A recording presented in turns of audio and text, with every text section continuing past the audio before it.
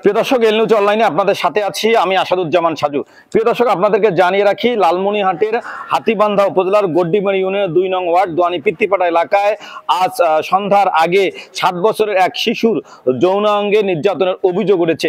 এই ঘটনায় পুলিশ কিন্তু ইতিমধ্যে এই ঘটনার সঙ্গে অভিযুক্ত, যার বিরুদ্ধে এই অভিযোগ উঠেছে, জহুরুল হক মোল্লা সাগর, তাকে কিন্তু পুলিশ ইতিমধ্যে আটক করে হাতীবান্ধা থানায় নিয়ে এসেছে। আপনাদেরকে জানিয়ে রাখি যে আমরা যেটি জানতে পেরেছি, ওই এলাকায় এই বরিশালের জহুরুল হক মোল্লা এখানে বিদ্যুতের খুঁটির কাজ করছিল। ওই যেখানে বিদ্যুতের খুঁটির কাজ করছিল তার পাশেই এই শিশুটির বাড়ি।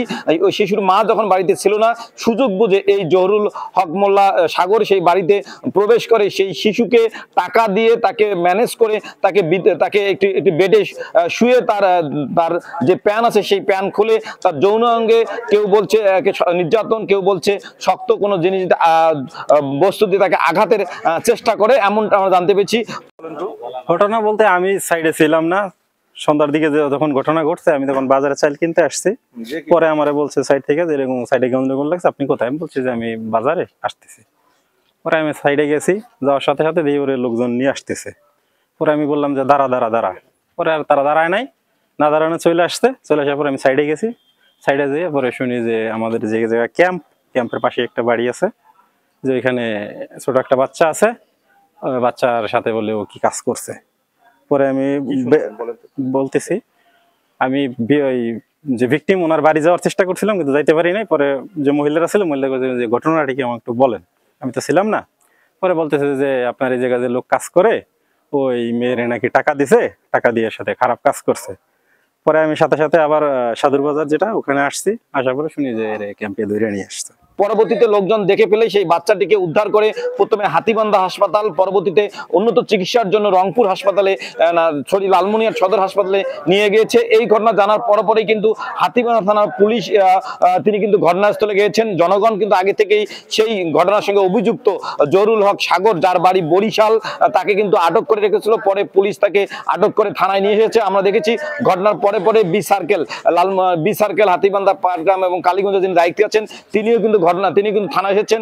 আটক সেই জহুরুল হককে জিজ্ঞাসাবাদ চলছে। কিছুক্ষণ আগে কিন্তু এ নিয়ে কিন্তু গণমাধ্যমে কথা বললেন হাতীবান্ধা থানার ওসি মাহমুদুল নবী। তিনি কিন্তু গণমাধ্যমে এই ঘটনার বিস্তারিত তুলে ধরলেন। আমি সংবাদ পাই যে আমাদের হাতীবান্ধা থানাধীন গড্ডিমারি ইউনিয়নের পিত্তিপাড়া 2 নম্বর ওয়ার্ডে একটা 7 বছর বয়সী একটা মেয়ে শিশুর আপনার নির্যাতনের একটা ঘটনা ঘটেছে।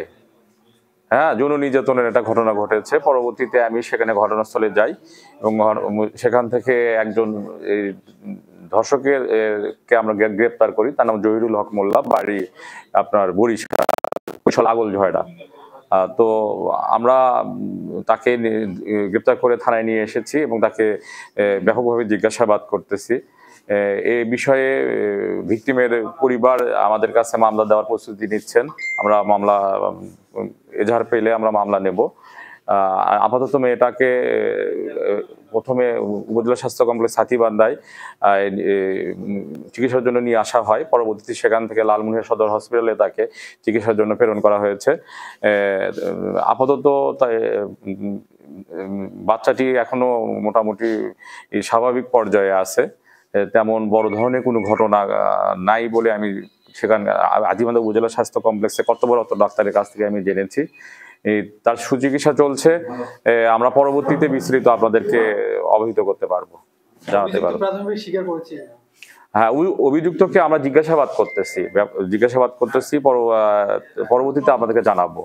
তার কাছ থেকে কি তথ্য আমরা পাচ্ছি, যে যতটুকু জানানো যায় আমরা জানাবো আপনাদের।